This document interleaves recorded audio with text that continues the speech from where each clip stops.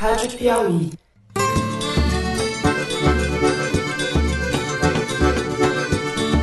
Olá, está começando o 44º Foro de Teresina, o podcast de política da revista Piauí. Daqui para frente, que o presidente assuma as rédeas, que comande a nova política, porque hoje, infelizmente, o Brasil é um deserto de ideias. Eu sou Fernando de Barros e Silva, diretor de redação, e os meus companheiros de conversa, como sempre, são o editor do site José Roberto Toledo. Fala, Toledo. Opa! E a repórter Malu Gaspar. Oi, e Malu. Aí, gente? Vocês tinham que estar orgulhosos. Nós estamos alcançando vitória em cima de vitória. Agora tem os eternos derrotados que eles não podem ver ninguém dar certo na vida. Eles ficam lá fazendo macumba.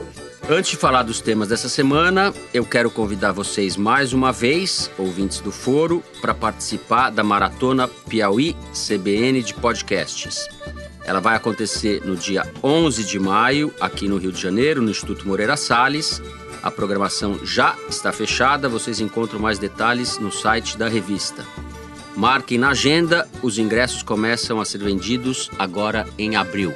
Presidente Temer tem um patrimônio absolutamente compatível, eu tenho certeza de que ao final restará provada e comprovada a sua inocência. Vamos aos 3 blocos dessa semana. Assunto é o que não falta na era Bolsonaro. A gente começa falando da crise que se instalou entre o governo Bolsonaro e o Congresso e como isso afeta a reforma da Previdência. Em seguida, nós comentamos o novo capítulo da guerra entre Olavo de Carvalho e os militares. E, por fim, no terceiro bloco, chegamos ao grande estadista Michel Temer, que foi preso e solto, e o que isso significa para a Lava Jato.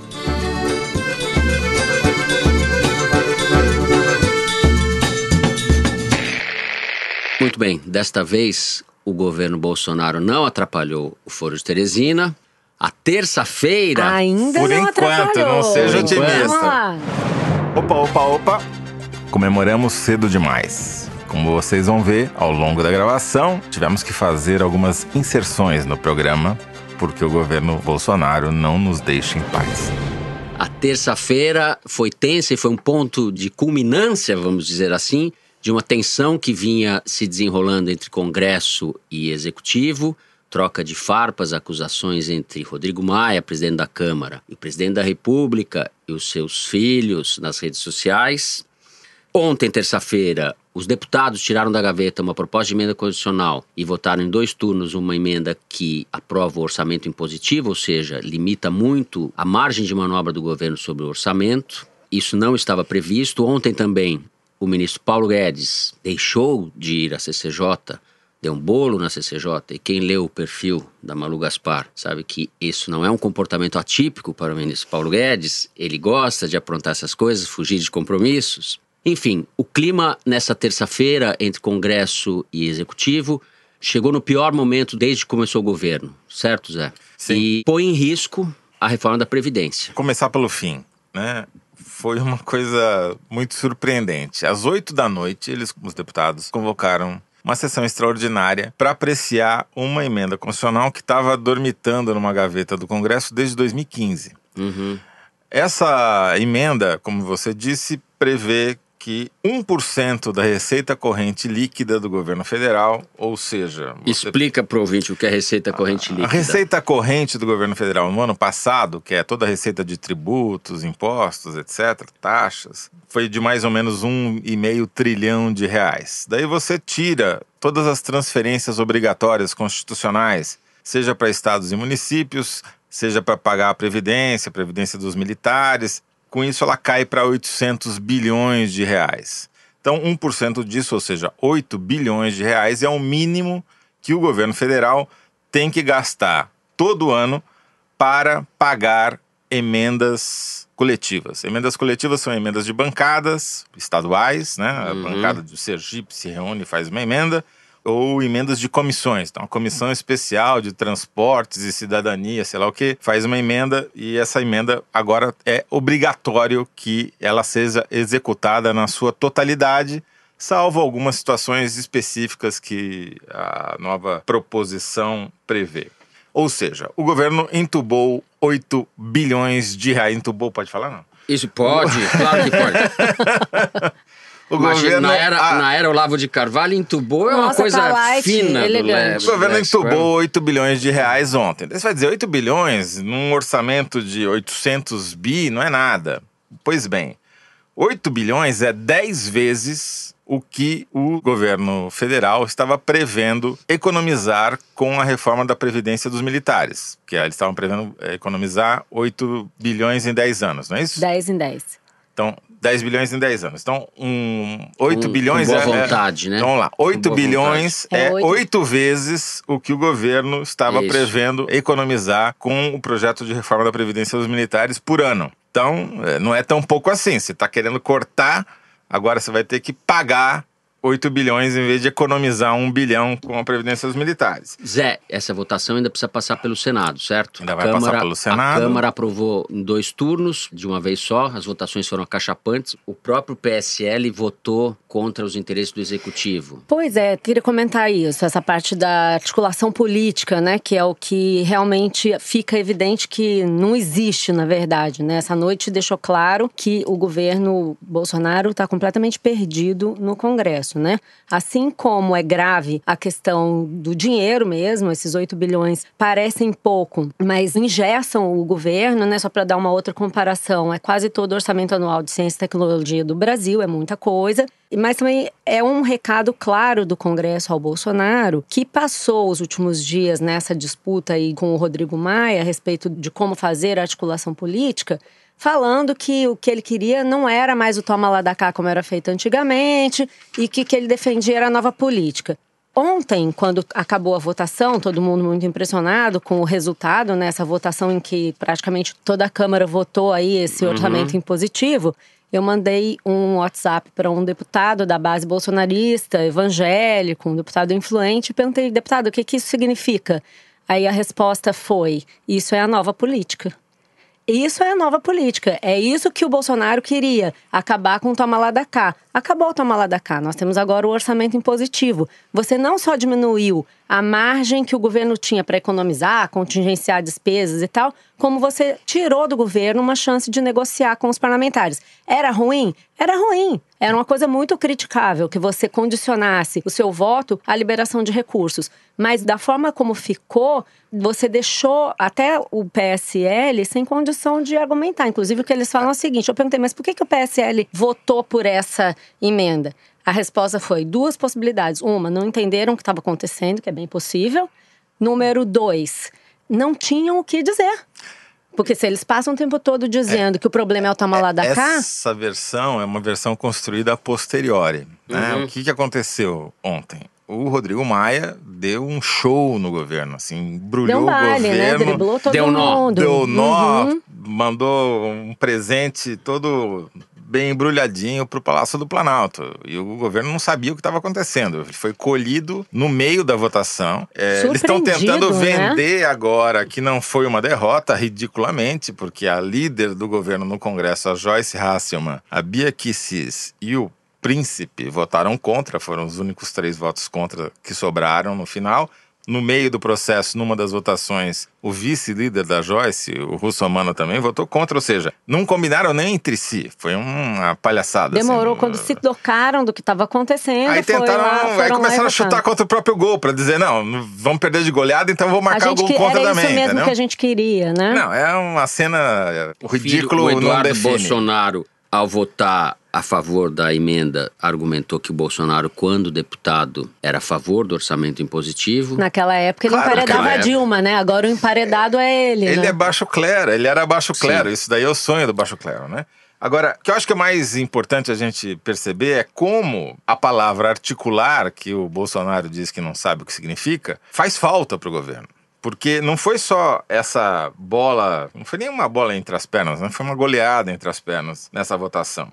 Ontem, também, a Câmara formou um bloco supostamente de apoio à reforma da Previdência, que na verdade é contra a reforma da Previdência, porque o bloco falou, não, a gente apoia desde que não tenha isso e aquilo, ou seja, eles são contra um monte de coisas importantes, segundo o Paulo Guedes, como, por exemplo, benefício para aposentados rurais, o benefício de progressão continuada, um monte de aspectos que são relevantes para a conta de economia, de trilhão, como diria o Ciro, que o Paulo Guedes quer fazer, e que os caras já falaram, não, isso a gente não topa. E teve um terceiro aspecto, que foi a ausência do Paulo Guedes na Comissão de Constituição e Justiça para explicar a proposta para os deputados. E aí teve um dedo de gato também do Rodrigo Maia, que falou, olha, se eu fosse você eu não iria, porque só os deputados da oposição se inscreveram para fazer pergunta no começo para você, você vai ser bombardeado.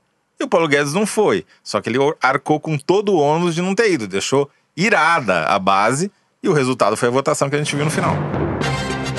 Bom, o Paulo Guedes escapou da audiência na Câmara, mas não escapou da do Senado. Houve um clima bastante tenso com senadores, incluindo os senadores da base do governo, do partido do governo. Ele começou num tom conciliador, dizendo que tinha visto essa votação da PEC do orçamento impositivo como uma coisa com dois lados. Um lado bom, porque o Congresso é representativo e pode decidir para onde vão os recursos. Mas a verdade é que o clima foi ficando mais e mais tenso. E aí, houve alguns momentos bem representativos do que está acontecendo agora com o governo no Congresso. Um momento significativo foi quando o Major Olímpio, que é um senador do PSL, apoiador do governo de primeira hora, reclamou com Paulo Guedes de, em 90 dias, nunca ter sido recebido pelo ministro da Fazenda, dizendo que está carente de orientação e informações do governo para poder defender o próprio governo no Congresso.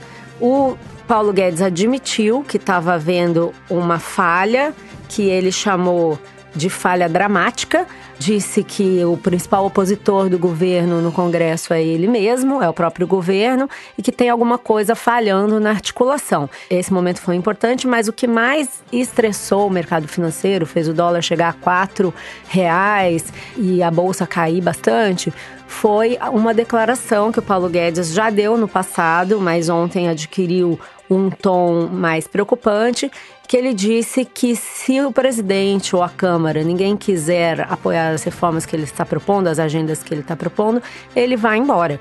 Ele disse que de alguma forma volta para onde sempre esteve. Venho para ajudar. Se o presidente não quer, se o Congresso não quer, vocês acham que eu vou brigar para ficar aqui? Muita gente enxergou aí um início de deterioração da relação entre o ministro e o Bolsonaro. Eu enxergo uma outra coisa, acho que é legal a gente ficar atento. Vejo aí um pouco de tática aí do Paulo Guedes para forçar uma barra e criar um clima de tensão, não só no mercado, como no próprio governo, e expor as perdas que o comportamento dos parlamentares pode vir a gerar. É uma tática para mostrar, olha, se vocês não vão comigo, a solução é o caos. Pode dar certo. Hoje de manhã já teve gente falando que vai haver uma concertação de líderes para blindar o Paulo Guedes, para pelo menos não provocar tantos abalos na economia. Mas também é um tipo de tática que tem um limite. Você não pode pressionar tanto assim o Congresso o tempo todo. Só para terminar, teve uma discussão bem acirrada entre o Paulo Guedes e alguns senadores por causa de uma intervenção da senadora Cátia Abreu. Ele tentou interromper a senadora Cátia Abreu. Posso falar? E aí o presidente da comissão, o senador Omar Aziz, disse que ali teria que haver respeito aos senadores, porque a gente pode ser a velha política, mas aqui todo mundo é representante do povo, não vamos aceitar desrespeito. É por aí que a coisa vai, vamos ver como é que essa situação se acomoda. Paulo Guedes, que já disse num discurso recente na posse do presidente do Banco Central que se ele não conseguisse aprovar a reforma da Previdência, ele iria embora, né? Ele já deixou isso claro, agora resta saber como é que ele vai se comportar caso seja aprovada a reforma do Temer, que é o que está se desenhando, né? Porque vocês vejam que o Rodrigo Maia provou que tem o controle do Congresso, né? Tem o controle do que acontece no Congresso e mandou um recado para o Bolsonaro numa linha assim, olha, eu faço o que eu quero aqui, você vai ter que conversar comigo. Conversando com um observador aí atento do Congresso hoje, me apontou um negócio que eu acho que é importante notar. Essa pauta que o Rodrigo Maia aprovou hoje, que está sendo chamada de pauta-bomba, não tem um poder destrutivo tão grande quanto as pautas-bomba que o Eduardo Cunha, por exemplo, costumava jogar no Congresso na época do governo Dilma. Por exemplo, o fator previdenciário, que causou um prejuízo bastante grande para o governo Dilma. E isso por quê? Porque o Rodrigo Maia tem como sua base gente do mercado financeiro, ele tem esse perfil mais ligado à responsabilidade fiscal e tal. Mas o Rodrigo Maia é capaz de destruir, por exemplo, uma pauta cara ao governo Bolsonaro, que é o projeto anticrime do Moro. No caso do Bolsonaro, uma bauta-bomba poderia ser a história do anticrime do Moro, que ele está disposto a anular, já falou. Agora, o que eu acho que é importante a gente pontuar aqui com relação a essa coisa da articulação política é essa falácia do discurso do governo. O governo vai ter que decidir se ele vai continuar falando em nova política ou velha política, porque, na verdade, isso é como se diz aqui no Rio, um caô. Não existe nova política nem velha política. O que existe é política. E o que o Bolsonaro está fazendo é demagogicamente negando a política. Ele está espertamente dizendo que a nova política é não fazer nada. O Bolsonaro disse numa entrevista… Que é uma responsabilidade… O que é articulação? Pergunta ele, né? O que está faltando fazer? Eu não seguirei o mesmo destino dos ex-presidentes, pode ter certeza disso. Ele dá a entender, sem dizer com todas as letras, não precisa, que articulação é sinônimo de corrupção. Então, ele está forçando… Na cabeça dele é isso. Mas não foi só… Não deu a entender. Mesmo tempo, que depois ele deu uma outra frase hoje, dizendo que não vai jogar dominó com o Lula e o Temer na cadeia. Exato. Ao mesmo tempo, ele vem sendo tratado pelo presidente da Câmara como um moleque. E o presidente da Câmara disse… Ele precisa ter mais tempo para cuidar da Previdência e menos tempo cuidando do Twitter. Depois, noutra entrevista ao Estadão, Rodrigo Maia diz… O governo é um deserto de ideias. Se tem proposta, eu não as conheço. Criticaram tanto o Bolsa Família e não propuseram nada até agora no lugar. Criticaram tanto a evasão escolar dos jovens e agora a gente não sabe o que o governo pensa para os jovens, para as crianças de 0 a 3 anos. Enfim, escancarou as críticas ao modus operandi e a esse vazio de ideias, esse vazio da gestão Bolsonaro. A minha avaliação é que o Bolsonaro é o sintoma mais acabado do colapso da política no país. Ele se elegeu graças a esse colapso e ele, de certa forma, depende da perpetuação desse colapso, desse mesmo clima, para continuar a existir. Num cenário menos perturbado, o Bolsonaro volta a ser o que sempre foi. Um desbocado autoritário do baixo clero. O Bolsonaro em 27 anos só aprovou 2 projetos. É uma aposta arriscada. O Bolsonaro depende, ele usa essa estratégia, parece deliberado, de tensionar o ambiente político, só funciona no conflito. É um discurso de campanha, todo mundo fala. Eu acho que é mais do que um discurso de campanha. É uma lógica de operar que vai levar o governo para uma espécie de sinuca de bico. É um governo que está em campanha, que mas não eles saiu já estão da mudando, porque só eles se for de manhã. Não, eles estão tentando transformar a derrota… Estão tentando transformar a derrota de terça-feira na vitória de quarta. Ou seja, dizer, não, agora não tem mais velha política, é isso que você estava falando. Agora é tudo nova política, porque o deputado vai lá e faz a sua emenda e é obrigado o governo a executar, não precisa ficar negociando. Mas a gente não entendeu ainda que nova política é essa. Então, tá faltando dizer, né? Mas isso daí… na verdade, é um discurso que nem explicação de que a bolsa subiu, a bolsa caiu. É sempre a mesma explicação, não importa o movimento que tenha sido. É sempre ex-post, né? Mesma coisa, estão tentando encaixar uma explicação para uma derrota, tá certo? Bom, o que eu acho que é importante aí, que ficou muito claro nessa terça-feira é… A velha política deu uma surra na nova política, assim, um nocaute de proporções de Muhammad Ali. O jabuti em árvore é enchente ou gente, diz a famosa… O dito popular.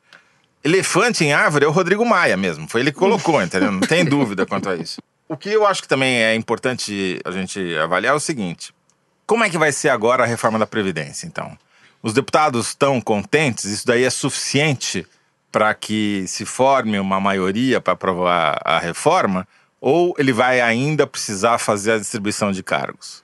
Agora ele vai ter que responder o que é a nova política, porque a gente sabe o que ele não quer, mas a gente não sabe o que ele quer, né? E ele vai ter que lançar mão dessa explicação rapidamente, né? Porque o que ele mais vai esperar? Os caras saíram muito vitoriosos ontem, eles vão continuar apertando, então, eles não vão desistir. Senado, hoje eu falei com uma pessoa do governo que disse o que o Bolsonaro não vai fazer é continuar dando o que eles querem, que são cargos. Hoje no jornal tinha gente falando em ministérios. E mais uma vez, eu acho que eu já lembrei disso aqui, vou lembrar de novo. Já aconteceu isso no governo Lula, foram 3 meses de pauta trancada no Congresso até que ele começou a liberar os cargos para os deputados. O Bolsonaro vai ter que ser criativo e trabalhar muito para conseguir um caminho alternativo. Não dá para ir no cinema enquanto o mundo queima à sua volta. O que ele foi assistir, Zé? Você ficou…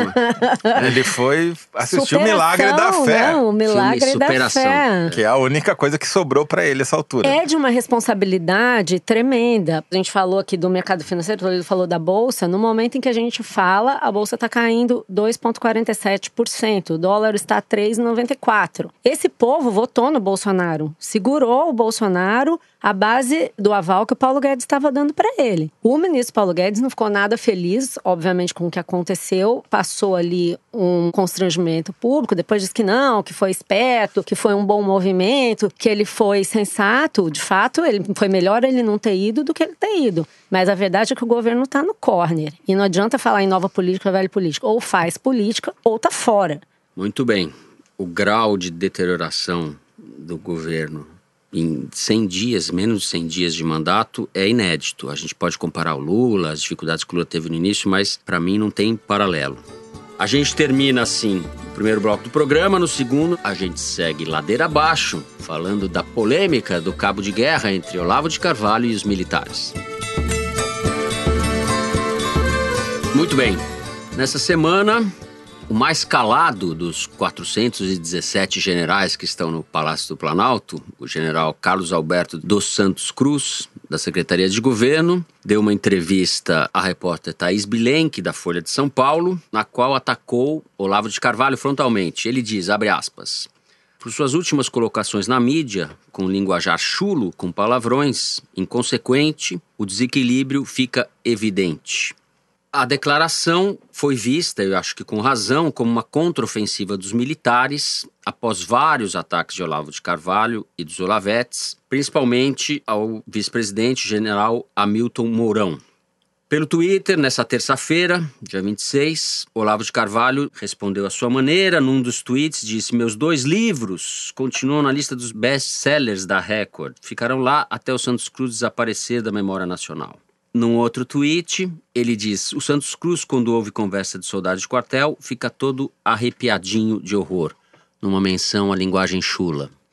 O nível desse negócio, a infantilidade dessa polêmica, aliás, eu nem sei porque que a gente fala disso aqui no programa.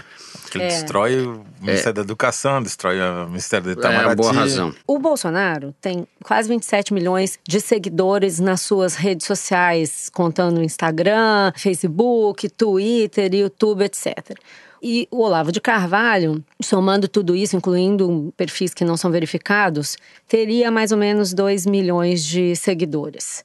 O Bolsonaro, só no Twitter, fez 200 O Olavo de Carvalho tem 2 milhões de seguidores no Twitter? Não, no Twitter ele tem 90 mil, mas ele tem 647 mil no YouTube. Só 90 mil? Você vai passar ele, Maria Lúcia. 97 mil, que isso? Nossa, eu não mando ninguém para aquele lugar, eu não faço ações de impacto.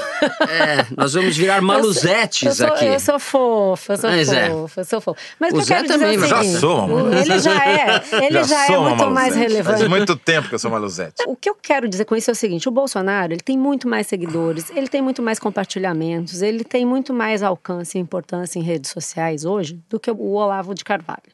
Então, por que ele segue o Olavo de Carvalho? Não é porque ele precisa do Olavo para chancelar qualquer coisa que ele diga nas redes sociais.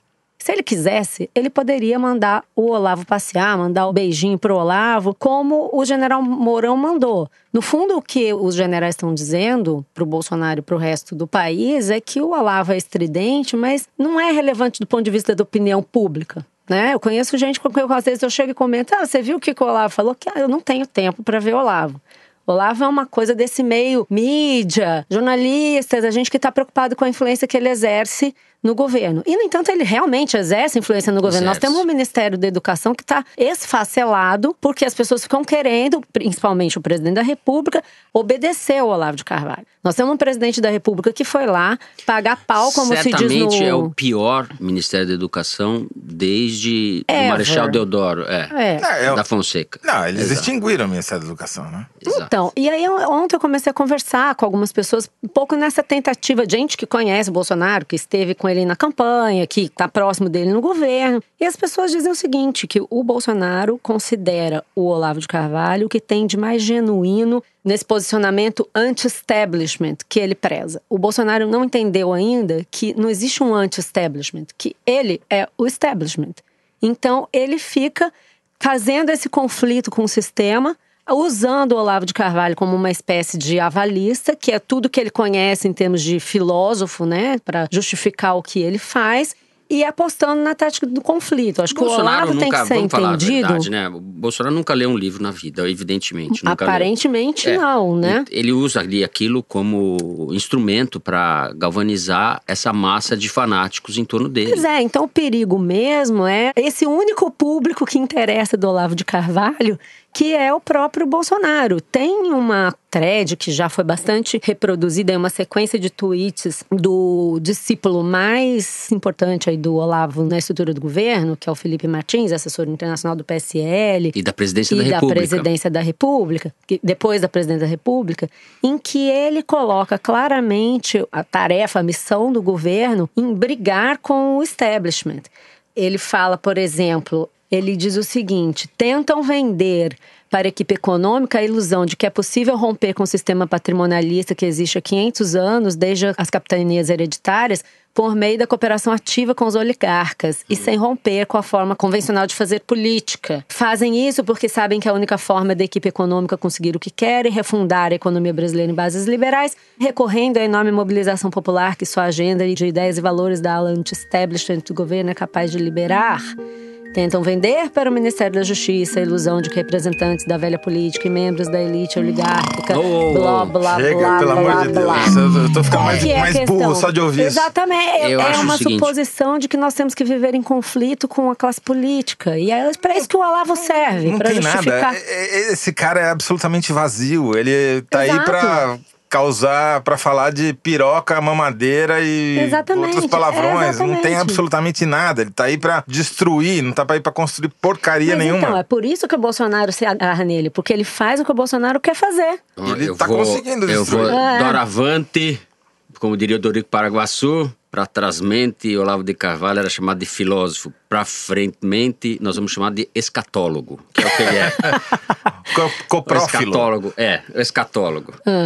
Com as duas acepções que a palavra O que está acontecendo na prática? Dicionário OAS, vejam lá. Vão até o OAS e vejam escatologia, o que significa. Qual a consequência prática disso? Então, o Ministério da Educação, não se sabe mais quem está no cargo, quem não está, porque eles demitem um hoje, contratam amanhã, anunciam que vão demitir, não sai a demissão de diário oficial. É uma zona, assim, inacreditável, nunca vi em lugar nenhum. Sei lá, Xiririca da Serra, mais bem administrada que o Ministério da Educação. O que está acontecendo politicamente? Você teve na terça-feira, uma tarde, noite de gala na Fiesp, em que o Pato não foi ressuscitado, mas só faltou isso. 600 dos maiores empresários do país foram lá beijar a mão do Mourão, que tem um significado político. Foram os mesmos caras que ficaram incensando o Temer antes do impeachment da Dilma. Zé, o dinheiro. Paulo Scaff está conspirando, Zé, de novo? Não, imagina, Paulo Scaff jamais faria Nunca isso. fez, não conhece. Não conhece, não articula este verbo, Paulo Scaff. Acho que money stalking, hein? Será que o money stalking é a bullshit stalking? Assim, 600 empresários, entre os maiores do país, estarem lá para ouvir o vice-presidente da República não é à toa. Segundo, o Ministério da Educação não existe. Quer dizer, o que os caras fizeram essa semana e depois foram obrigados a desfazer e daí demitiram um cara que era ligado aos militares para achar um bode expiatório? Eles acabaram com o sistema de avaliação da alfabetização, que é a coisa mais importante que tem no país. Bom, depois voltaram atrás, né? Depois... De medo da repercussão. E o ministro disse que... A secretária de alfabetização foi embora. Sim, pediu para sair. Aparentemente era a única mais ou menos técnica. E o ministro disse que não sabia de nada. Só que o cara que foi demitido, o presidente do INEP, disse que estava em discussão fazia 3 semanas o assunto. Quer dizer, uma barafunda, um negócio inacreditável. Porque foi o Vélez que mandou, né? O Vélez, candidato a pior ministro do governo Bolsonaro, que é uma gincana difícil de ser vencida. É difícil. Vélez, não apenas candidato a pior ministro, como provavelmente o segundo ministro a cair. Depois que a gente gravou na quarta-feira, Bolsonaro deu uma entrevista em que disse que as coisas não estão funcionando no Ministério da Educação. Depois, a jornalista Eliane Cantanhede noticiou que o Vélez iria cair, que o Bolsonaro teria tomado a decisão de demiti-lo. Bolsonaro não quis dar este gostinho para as organizações Globo e disse que era fake news, que ia tratar do assunto na sua volta de Israel. O problema é que para você poder tirar um ministro, você já precisa ter outro para colocar no lugar. E a essa altura, tá difícil de encontrar um maluco que esteja querendo assumir o MEC de porteira aberta, ou seja, tendo que dividir os cargos do ministério entre olavetes e indicados pelos generais e pelos militares. Esse conflito entre as duas principais alas do governo destruiu o MEC e inviabiliza qualquer administração. Não adianta trocar o ministro e manter esse tipo de organização. Então, talvez demore um pouco para o Vélez, que foi destruído na Comissão de Educação da Câmara na tarde de quarta-feira pelos deputados, não conseguiu responder perguntas, não soube falar números básicos sobre educação. Teve uma intervenção especial da Tabata Amaral, deputada pelo PDT de São Paulo, que foi humilhante para o ministro, que não conseguiu responder a ela. A sua incapacidade de apresentar uma proposta, de saber dados básicos e fundamentais, é um desrespeito, não só à educação, não só ao Ministério, não só ao Parlamento, mas ao Brasil como um todo. Quer dizer, ele é um cadáver insepulto que vai ter que esperar a volta de Bolsonaro do Santo Sepulcro para ser devidamente enterrado e substituído. É isso, os caras apostam no caos, né? Quer dizer, quer apostar no agora, caos. Se o Bolsonaro continuar seguindo o Olavo de Carvalho e seus olavetes, ele vai destruir cada vez um pedaço do governo. Já acabou com toda a trajetória e a tradição da diplomacia brasileira nessa viagem desastrosa aos Estados Unidos, na minha opinião, e só vai piorar, não vai melhorar. Eu não sei se vocês notaram, também teve um acontecimento aí que eu acho que tem algum significado, que ele trocou o chefe da SECOM, da Secretaria de Comunicação. Passou a ser o empresário Fábio Weingarten, que é ligado a esse setor de comunicação. Ele é judeu, muito ligado à comunidade judaica, e apoiou o Bolsonaro desde a primeira hora. Avalizado pelo Carluxo, Carlos Bolsonaro, o Olavo disse que ele é um moço muito bom, então aparentemente ele foi aprovado. Só que era um Olavete que saiu, né? O Fábio, quem saiu foi um Olavete. Um cara que era muito ligado ao Carlos. Quer dizer, eles estão dividindo aparentemente. Ninguém sabe, porque também o cara foi lá, saiu a notícia, mas ninguém saiu no Diário Oficial ainda. É um clássico de qualquer governo da velha política. O Zé, que é um sujeito modesto, não faz propaganda do site da Piauí. Farei eu. O Fábio, que agora foi nomeado para SECOM... Foi nomeado pelo Olavo, por enquanto. No Diário Oficial ainda não saiu. O Fábio, que foi nomeado pelo Olavo, no Diário Oficial ainda não saiu, foi objeto de 2 matérias do site da Piauí durante a campanha. Isso, foi o site da Piauí que mostrou que ele estava capitaneando esse apoio, da comunidade judaica ao Bolsonaro. Foi uma reportagem importante porque foi bem no começo da campanha, não havia empresários de peso ainda apoiando Bolsonaro e o Weingarten, junto com outros empresários da comunidade judaica, trouxeram isso à tona e até gerou uma comoção na comunidade, porque depois outros líderes da comunidade judaica vieram dizer que eles não falavam em nome deles, enfim. Foi uma reportagem, aliás, do Ricardo Lessa, que depois virou apresentador do Roda Viva da TV Cultura. Agora, o que me chamou a atenção? É um clássico dos governos, né? Quando o governo entra numa crise política, o que eles fazem? Trocam o responsável pela comunicação, como se o problema fosse o que está sendo dito pela Secretaria de Comunicação, e não o que está sendo feito pela Presidência da República, né? Você tem que convencer o presidente da República a começar a falar o que tem que ser falado e fazer o que tem que ser feito. Mas tem umas coisas práticas, assim, que a total inépcia desse governo está prejudicando, por exemplo, a reforma da Previdência, que você tem filmes contra a reforma da Previdência indo ao ar na TV paga diariamente, e a campanha do governo está parada porque os caras não conseguiram chegar a um consenso sobre como é que tem que ser essa campanha. Então, de fato, precisam fazer alguma coisa. Mas aí isso é aquele sintoma, o último sintoma, né, da gripe. Você começa a combater o sintoma mais superficial sem combater o central, né? Fica parecendo que o presidente está em luta contra um grande sistema que quer engoli-lo. É isso que eles tentam vender. Esse governo parece funcionar segundo o princípio da crise permanente. Não é a revolução permanente do Trotsky. Vamos lembrar como é que o Bolsonaro... É a crise permanente. Por isso que o Olavo é uma figura funcional na disfuncionalidade total desse governo. O Olavo é uma figura que só funciona no registro do confronto, só funciona atacando e xingando as outras pessoas, depende de um inimigo, na maior parte das vezes, que é fictício, é uma mentalidade paranoica, portanto, no sentido clínico. E ele demanda dos seus adeptos uma adesão que nunca é suficiente. Ele sempre está demandando dos discípulos, adeptos, uma adesão incondicional, e ela é sempre frustrada. O modus operandi dele é esse. Fulano não é suficientemente radical, não apoia o Bolsonaro como deveria. Só ele apoia, como deveria. A teoria, então, se aplicada, não funciona. É um modus operandi bastante maluco que funciona para o Bolsonaro. Gente, vamos lembrar o que foi o Bolsonaro como deputado. Ele passou 27 anos no Congresso e ele só conseguiu aprovar 2 projetos. Porque ele é incapaz, segundo todos os relatos de gente antiga do Congresso, que a gente teve aí ao longo da campanha, ele é incapaz de sentar para conversar em torno de alguma coisa que possa produzir um consenso para aprovação de algum projeto. Ele nunca fez isso. Ele não entende isso como importante, entendeu? Eu acho que isso é o que a gente deve esperar mesmo daqui para frente. Enquanto esse governo durar, se ele durar, vai ser assim. Agora, uma coisa ficou também muito clara essa semana, tá ficando cada vez mais clara. Essa história de governar através do WhatsApp e do Twitter não vai dar certo e é insuficiente. O virtual tomou um baile do real. Quer dizer, essa história de ficar pressionando o Rodrigo Maia através das mídias sociais, que é uma coisa que o Olavo de Carvalho ajudou a fazer, não deu certo. Deu um efeito absolutamente reverso, foi um desastre. Bom, o Bolsonaro, como a gente falou, ele pode abandonar o Olavo, não abandona porque não quer. É isso aí. Como é que é aquela música do Alceu Valença? O povo tá comendo vrido e tá pior, vai piorar. Não é isso? Comendo vidro e tá pior, vai piorar. O povo tá comendo vrido e o barulho. Bom, terminamos assim o segundo bloco do programa. No terceiro, nós vamos nos dedicar a este grande estadista, Michel Temer. Muito bem. Na quinta-feira da semana passada, a prisão do ex-presidente Michel Temer nos fez voltar correndo aqui pro estúdio para gravar um bloco extra do Foro de Teresina.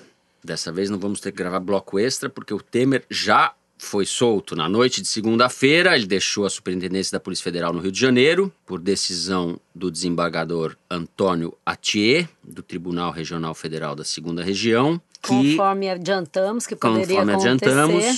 Ele contestou a ordem de prisão expedida pelo Marcelo Bretas, o juiz Marcelo Bretas da Lava Jato aqui do Rio de Janeiro. Junto com Temer foram libertados também outras 7 pessoas, entre as quais o ex-ministro Moreira Franco, ex-ministro e ex-governador do Rio. Todos haviam sido presos na Operação Descontaminação, que investigou o suposto esquema de propinas relacionados às obras da usina nuclear Angra 3.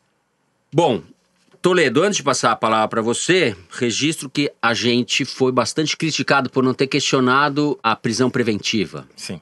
Né? Talvez possamos começar por aí. Como se mostrou, a gente partiu do pressuposto de que era um fato dado e a gente só analisou as consequências políticas e não nos detivemos nas questões judiciais, policiais, etc. O que está se provando agora, ou pelo menos por enquanto, é que foi talvez uma decisão precipitada da Força-Tarefa, essa prisão nesse momento do Temer. Investigações de outra monta que agora começam a surgir, estão sendo priorizadas pelo Ministério Público, tem mais elementos para essa, talvez tivessem mais elementos mais adiante para essa eventual pedido de prisão do Temer, ou a sua condenação, que é o mais importante na verdade. Eu acho que houve ali um timing provocado por esse acirramento das relações entre o Ministério Público e o Supremo Tribunal Federal. Eu acho que isso deve ter pesado nessa precipitação. Você teve o ataque do Supremo, o contra-ataque da Lava Jato e agora você tem uma espécie de retorno de Jedi com o Temer solto novamente. Mas o fato é que politicamente foi ruim para a Lava Jato essa história de prender e depois soltar, e a crítica à decisão do Bretas se tornou muito mais dura depois da decisão do desembargador. Eu vejo a questão de uma maneira um pouco diferente, pelo seguinte: existiu mesmo uma crítica logo depois que a gente... Foi engraçado, né? A gente fechou o programa. A gente fez o programa depois de ter assistido a entrevista coletiva do Ministério Público, explicando Sim. todos os fundamentos ali que eles estavam adotando para prisão preventiva. E depois, ao longo do final de semana, a gente ouviu muita crítica a essa decisão do Bretas e ao pedido de prisão da Lava Jato. Bom, eu não sou jurista, não vou querer aqui me arvorar, fazer lição de direito, que é uma coisa que eu não entendo, mas... Eu cubro a Lava Jato há 5 anos e uma coisa eu posso dizer. O pedido de prisão do Temer não é diferente do pedido de prisão do Sérgio Cabral, não é diferente do pedido de prisão do Pezão, não é diferente do pedido de prisão do Palocci, não é diferente do pedido de prisão do Eduardo Cunha. O que acontece nesses pedidos de prisão? Eles adotam como pressuposto, quase todos eles, né? Adotam outras coisas, mas principalmente o pressuposto de que, como está sendo lavado dinheiro, a lavagem de dinheiro é um crime permanente, que não deixa de acontecer porque o sujeito saiu do cargo público, porque ele não está mais coordenando determinado ministério, coisa assim. E esse argumento, essa coisa da lavagem de dinheiro, do crime permanente, é uma inovação na Lava Jato, na verdade. Até a Lava Jato começar, não se usava isso como um pressuposto para a prisão preventiva. Ninguém falava nisso e até por isso mesmo os políticos não iam presos por essa razão. Isso foi muito discutido na época do Moro, continua sendo discutido e eu acho que é isso que está embasando a polêmica em torno da prisão do Temer. Curiosamente, no dia em que o Temer foi preso, foi publicado um acórdão do Superior Tribunal Federal sobre uma decisão muito parecida, proferida no ano passado, a respeito da prisão preventiva do Palocci, em que o Pleno do Supremo Tribunal Federal, por 7-5, decidiu duas coisas. Primeiro, sim, o crime de lavagem de dinheiro, lavagem de bens, é permanente e ele deve ser cessado enquanto a lavagem estiver acontecendo. É continuado, né? Crime, eles não gostam que fale continuado, eles usam permanente. Não sei exatamente qual seria a diferença. E aí o Supremo Tribunal diz isso: a cessação do exercício de função pública não consubstancia causa suficiente de neutralização do risco de cometimento de novos delitos. Aparentemente, essa é uma lógica, uma inovação que a Lava Jato introduziu aí na ação penal, que está sendo corroborada pelo Supremo Tribunal Federal. Então, o que eu enxergo aí nessa questão? Eu acho que é um debate super válido, vai sempre ser, porque as prisões preventivas, elas são medidas muito fortes, são realmente medidas extremas, muito drástica, extrema. São drásticas. E o pessoal da Lava Jato diz justamente isso, não tem nada mais drástico do que você estar cometendo crime de corrupção há 40 anos, você dominar os portos, por exemplo, continuar recebendo propina parcelada em 20 anos. Tá, mas o cara foi preso por outra coisa. O que eu acho é o seguinte... Foi preso pela lavagem do dinheiro da propina, né? Você tem, provavelmente, e no caso do Temer, eu acho que existem provas abundantes para que ele seja condenado. Pelo que a gente viu no caso dos portos, a gente até fez matéria sobre isso. Existem indícios, existem provas, indícios abundantes para que ele seja condenado. Isso é uma coisa. Outra coisa é você usar esse argumento do delito continuado e do risco de obstrução de provas, etc., que eles não conseguiram provar para prender preventivamente. Então, eu acho que no Brasil, é quase como se no Brasil a gente estivesse condenado a ficar entre o abuso de autoridade e a impunidade. A prisão preventiva, no fundo, acaba fazendo as vezes da condenação, acaba sendo uma condenação sem que o sujeito tenha sido condenado. Isso está acontecendo. Isso tem acontecido desde o início, acho. O fato e olha de que eu sou gerado... insuspeito. O Michel Temer é uma das minhas vítimas prediletas desde o tempo que eu escrevi a coluna na Folha. Eu não tenho a menor simpatia pelo Michel Temer. Não, mas eu acho que o que está acontecendo é o seguinte: a grita varia conforme o momento político. Às vezes as pessoas reclamam mais, às vezes as pessoas reclamam menos. E o que está acontecendo agora é um alto nível de tensão em relação ao Lava Jato, porque a operação está ameaçando transbordar para o judiciário, porque já tem muita gente dizendo que tem uma lavajatização do sistema penal, que está havendo um exagero, que é preciso cessar isso, porque senão o Brasil não vai para frente, que tem que haver uma evolução da Lava Jato. Gente, eu acho que esse é um debate pertinente. Existe, né? Mas eu acho que eles deram um passo em falso. Como eu falei... Sem considerar, né, esse contexto, né, Toledo, eles poderiam ter feito uma outra estratégia. Exatamente. Como eu falei eu comecei a falar e depois não terminei o raciocínio na semana passada. Eu acho que é uma espécie de triplex, porque de tudo que tem contra o Temer, isso é o mais frágil. Não dá pra você dizer... O que é o mais frágil? Essa história da reforma? Do vínculo entre o dinheiro de Angra 3 Argeplan, com a casa da filha dele, a reforma da casa da filha dele. Porque o Temer a acusação é que ele recebia propina de N fontes. E essa era a menor delas. Todo mundo sabe o esquema essa dele. Essa que é Argeplan? Não. A Angra 3, o crime no Rio de Janeiro. É o menor volume de dinheiro e é a coisa mais distante, até fisicamente, né? O esquema tradicional do Temer vem do Porto de Santos. Essa acusação que se faz desde a época do Antônio Carlos Magalhães, enfim. E é sabido, né?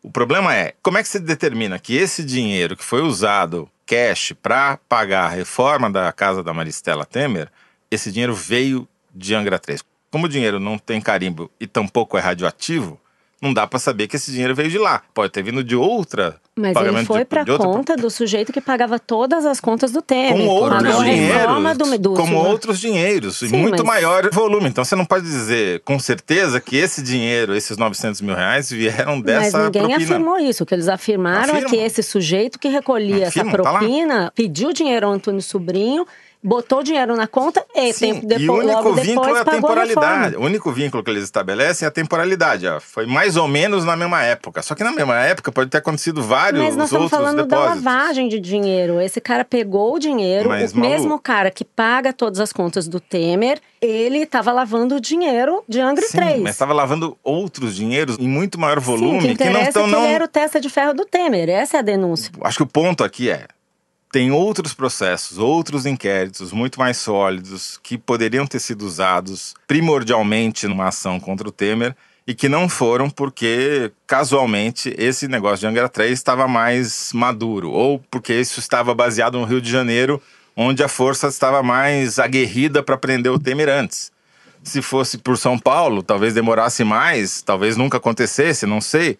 Mas lá, claramente, é que está o grosso do inquérito. E não veio de lá, veio daqui. O meu ponto, eu repito, a prisão preventiva está fazendo as vezes da condenação. O sujeito não é julgado, ele vai protelando, não sei o que lá, e a Lava Jato está usando a prisão preventiva como se fosse a condenação do sujeito. Essa é uma crítica que se tem feito, nesse caso do Temer, me parece pertinente. A gente não falou disso na semana passada, há uma divergência aqui, você acha que existem razões que o caso dele é semelhante à prisão do Palocci, à prisão do Sérgio Cabral, etc. Ele é semelhante, as razões são as mesmas. Você pode discutir que está errado. Aí eu tenho uma opinião diferente. Eu cubro corrupção há 20 anos. Eu acho que não tem jeito de você parar com a corrupção sem você adotar determinadas medidas que parem o crime, que impeçam o crime de acontecer. Agora, eu não sou jurista, entendeu? Eu reconheço que é importante você olhar para as garantias constitucionais e tudo. Agora, sim, o Temer ele já foi denunciado 3 vezes. Entendeu? Não é assim que o Temer é um... Não, me parece que há provas abundantes para que ele seja condenado. O Coronel Lima, eles colocam na denúncia que eles estavam monitorando os agentes, o pessoal da Polícia Federal, que eles tinham toda a rota dos investigadores e tal. Isso está lá documentado com anotações, com registros do próprio grupo, do Coronel Lima, daquele Vanderlei de Natália e tudo. Concordo que poderia ter sido feita uma investigação um pouco mais aprofundada. Por exemplo, que houve uma tentativa de depósito de 20 milhões de reais numa agência do Santander, perto do lugar onde fica essa Ageplan, na conta da Ageplan. Depósito em dinheiro vivo. E aí o gerente do banco teria dito que isso não era possível, que o compliance não permitia, tal, não sei o quê. O que poderia ter sido feito, que eu acho que a Lava Jato poderia ter feito, até para embasar melhor o seu pedido? Uma investigação, procura o gerente, pede as imagens da câmera da agência para você mostrar que esse dinheiro, de fato, estava ali disponível. Que é uma história meio doida, né? Como que alguém chega com 20 milhões de reais a um volume bem grande de dinheiro, né? São várias malas do... o que eles dizem? Do Loures, né? Se eles fossem... Aquela mala quando tinha 500 mil reais... Gente, o apartamento do Gedel era 50, metade daquele negócio. O cara precisa de uma van. É muito dinheiro. Uma van, talvez emprestar a van do Bolsonaro para levar. Então, causa espécie, né? Que uma pessoa chegue num banco e queira depositar todo esse dinheiro. Eu acho que realmente eles poderiam ter investigado mais. Eles dizem que se eles tivessem feito qualquer movimento, isso vazaria e aí toda a operação estaria perdida. Eu não sei avaliar isso, não estou no dia a dia da operação. Agora, essa discussão, eu acho que ela é muito importante para que se chegue a um consenso sobre como devem ser feitas as operações de combate à corrupção. A gente tem que entender que a corrupção é um crime que está enfronhado no Estado. É difícil você combater isso, entendeu? Tanto ninguém que até hoje... Ninguém nega, mas o problema é que se você se precipita, como eu acho que eles se precipitaram por razões talvez políticas, por causa desse embate com o Supremo, você acaba comprometendo a própria investigação. Você deu uma chance pro Temer voltar e contra-atacar. Mas eu acho que essa discussão ela tem que ser feita um pouco mais, de forma mais geral, sem ficar olhando para uma operação ou outra. A gente está condenado a ficar entre o abuso e a impunidade no Brasil, como sempre, em vez de fazer as coisas certas. Acho eu. A pergunta, na verdade, seria por que o Temer ainda está solto, né? Bom, mas você está falando preso, que não era para ter prender. Não. Eu tô falando porque ele não foi julgado ainda. É diferente. Gente, esses caras foram todos presos antes de ser julgados. Todos eles. Só o Lula que não. Os outros foram. Então a gente tinha que ter batido em todo mundo desde o início. Eu entendo o que você está falando, mas eu acho que nesse caso específico era bem mais frágil que os outros casos. O elo não estava estabelecido claramente. Eu não conheço, mas sei que é mais ou menos o mesmo argumento. Não sei dizer o argumento é o mesmo, mas as evidências que estão ali, tanto na denúncia do Ministério Público quanto na sentença do Bretas. Aliás, o Bretas fez uma sentença horrível. Não, o Bretas pega pedaços da denúncia e não pega outros. Ele não cita o principal, né? E ele só cita o que interessa. Então fica parecendo o estilo recupero ali, né? O que é bom a gente mostra, o que não é bom a gente esquece. O Ivati é um desembargador que ficou afastado por 7 anos da função, investigado por estelionato. Então é um contexto muito ruim, se a gente quiser falar do que é certo e do que é errado, né? É muito ruim. Não estou dizendo só, não estou querendo defender, não tem procuração para defender ninguém. Eu só acho que a gente tem que considerar que o crime de corrupção não é um crime comum, não é um crime simples. E que essa discussão, que é importantíssima, ela não pode ser feita à luz de um caso ou de outro. A gente tem que chegar num consenso sobre o que é certo e o que é errado. Eu acho que é importante, sim, você tomar medidas para o crime parar, porque senão não para. Bom, antes que a diretora decrete a minha prisão preventiva, a gente encerra esta sim, uma prisão que seria muito justa. Muito justa. Pelo bem da ordem pública. A nossa coletiva, eu diria. Eu temo que o desembargador não me soltasse, que eu ficasse lá na cadeia para sempre. Seria uma formação de quadrilha, portanto estaríamos todos juntos. Exato. Antes disso, terminamos o terceiro bloco e vamos para o momento Kinder Ovo. Dani, solta aí o áudio.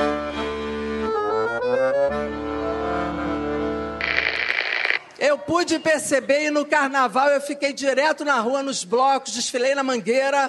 O sentimento que eu tive no carnaval é que a direita voltou pro armário. Jandira Fegali. Nós não vamos voltar pro armário nenhum.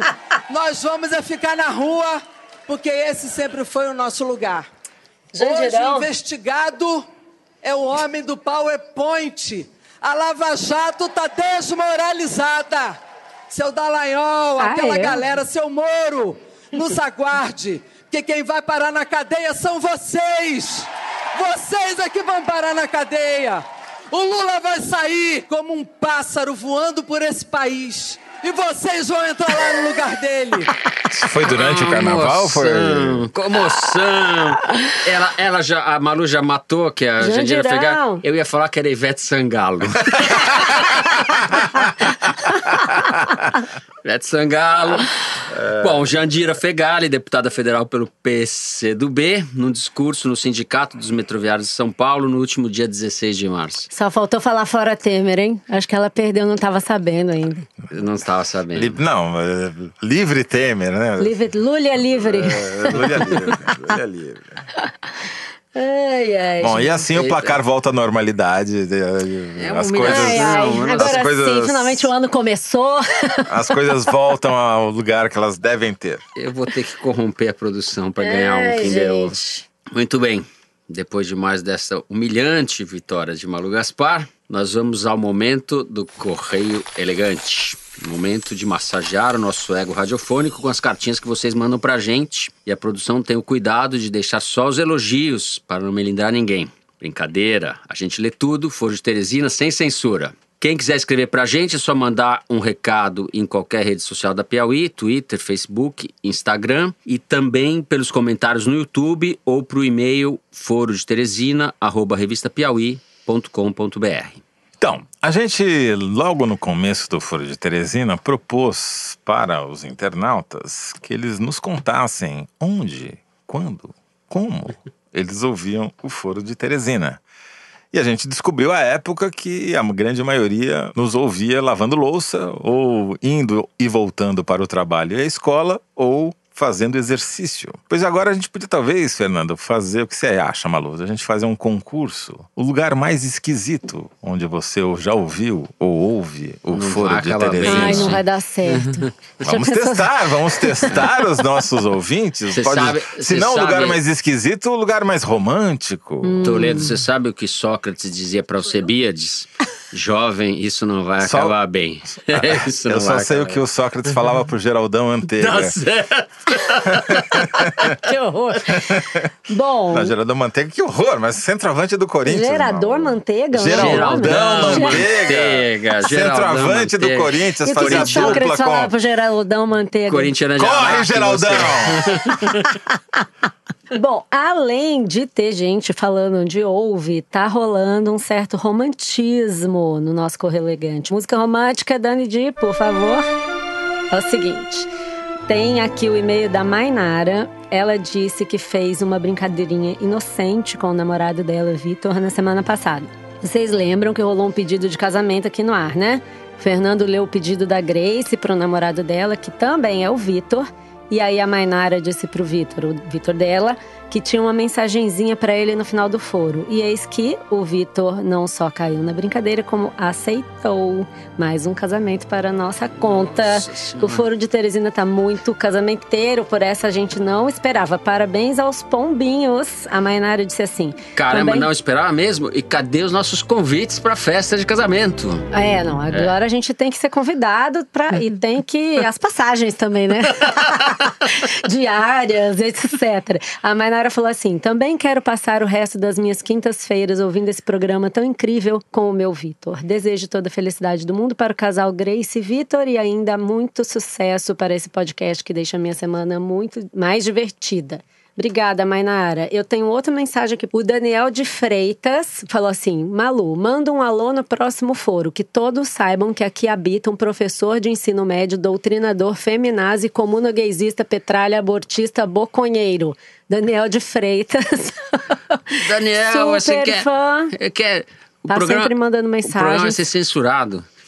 Ah, que isso. O programa vai ser censurado. Imprensa livre. Eu tô lendo aqui. Já que você quer saber onde as pessoas ouvem o foro, eu aproveito e mando um abraço pro Pedro Sampaio, que se adiantou ao pedido e disse que ouve o programa em Nova York, muito chique, e que depois repercute na sexta-feira por WhatsApp com um amigo dele que também se chama Pedro e mora em Brasília. Ele diz: não vou falar o sobrenome dele porque ele trabalha em ministério polêmico. Se ficarem sabendo que ele é forista com tendências javaporquistas, já viu, vai dar confusão. A Clarissa Viana, pelo Twitter, disse que depois de ouvir a edição extra do Foro de Teresina na semana passada, queria pedir javaporco todo dia. Então ela está aqui, como muitos, milhares, eu diria, de ouvintes pedindo edições diárias do Foro de Teresina. Tá fácil, viu, Clarissa? Tá bem fácil a gente fazer isso. Vamos nessa, né? Não tem mais nada para fazer. Vamos lá. Tenho aqui também em mãos um recadinho para aqueles ouvintes que estão sempre pedindo mais um foro. Vocês já assinaram o Maria Vai com as Outras? O podcast sobre mulher e mercado de trabalho da Piauí, apresentado pela Branca Viana? O programa sai a cada 15 dias, a cada 2 semanas, sempre às segundas-feiras. 15 dias não, né? Cada 14 dias. Sempre às segundas-feiras, às 5 da manhã. Você vê que essa é a diferença. Cedo, você acorda Eles acordam cedo e a gente acorda tarde, porque o nosso vai às 5 da tarde e o deles vai às 5 da manhã. E traz excelentes entrevistas conduzidas pela Branca. E nesta atual temporada, o mote é o corpo. Muito legal, tá muito bacana. Vale a pena você conferir também. Tinha mais um tweet aqui que eu queria recuperar. Foi o seguinte: 2 dúvidas que apareceram por conta do que eu falei aí em foros passados. A tal da turma do pudim, muita gente perguntando se o Eduardo Cunha fazia parte da turma do pudim. Não, o Eduardo Cunha chegou só pro cafezinho. Eles já tinham comido todo o pudim quando o Eduardo Cunha chegou para comandar o PMDB. Foi muitos anos depois. E houve também uma dúvida sobre o que eu falei do Rodrigo Maia ser o genro do genro do genro. Rodrigo Maia é casado com uma enteada do Moreira Franco. Então ele é genro torto do Moreira Franco. Genteado. Boa. O Moreira Franco, por sua vez, foi casado antes com a Celina do Amaral Peixoto, filha do Amaral Peixoto, que era genro do Getúlio Vargas. Certo? Então, o Moreira é genro do genro. E o Rodrigo Maia é genro do genro do genro. Você acha que ficou claro agora? Genealógica. Vamos lá. Getúlio Vargas. É muita árvore genealógica. Amaral Peixoto, Moreira Franco, Rodrigo Maia. Bom, depois dessas coisaradas toda, a gente fica por aqui. O Foro de Teresina dessa semana se despede.